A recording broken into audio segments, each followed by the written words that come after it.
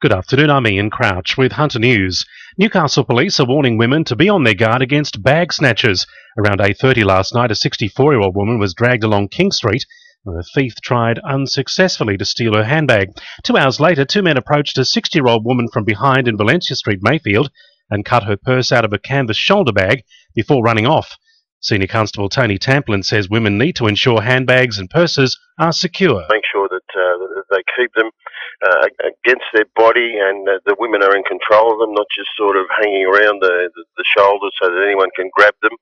As we've seen in a couple of occasions, the person trying to grab the handbag is willing to drag the handbag and drag the women along the ground and injure them to try and get that handbag. A proposed massive rent increase at a Hunter residential village has prompted a call for the Fair Trading Minister to conduct a full investigation. Around 800 residents at the Bayway village at Fern Bay have been notified of a near 40% rent increase. Port Stephens MP Craig Bowman says the state government will review the Residential Parks Act to ensure residents who own their homes but rent the land are better protected from unfair rent hikes. A lot of the people in residential parks are retired. They do enjoy that way of living, that way of life. They're quite nice parks, but they don't have the disposable income to willy-nilly pay huge rent increases. And we have to change the Act, and we have to protect them. Meanwhile, Bayway Village resident Doug Peterson is welcoming the investigation and hopes it will lead to a fairer system of rent adjustments. This is very, very good news for the residents of this village.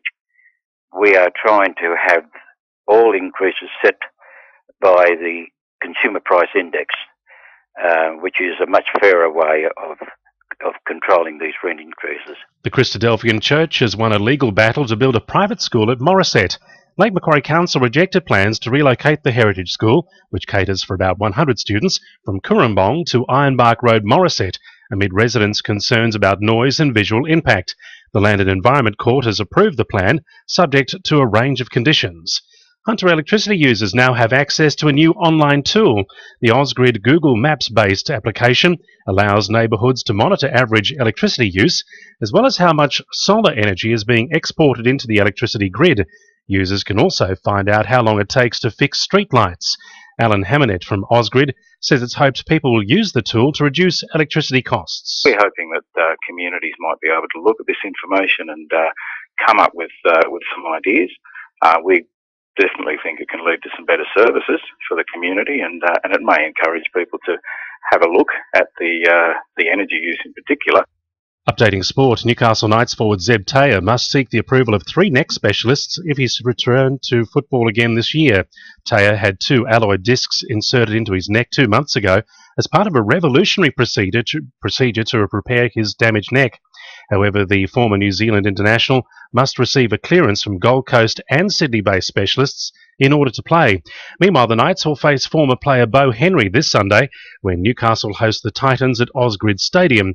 The match will be the first time Henry has lined up against his former club after being released from his contract 6 weeks ago. The Newcastle Jets will ramp up their preparations for the upcoming A-League season tomorrow night when they take on Sydney Premier League side the Bonnyrigg White Eagles. The Jets will welcome back experienced players Nikolai Topor-Stanley and Joby Wheelhouse from injury and illness for the game. And the Shortland Waters Pro-Am has received its first big name in the form of Craig Parry. The 2-time Australian Open and 3-time Australian PGA winner will headline the event in October.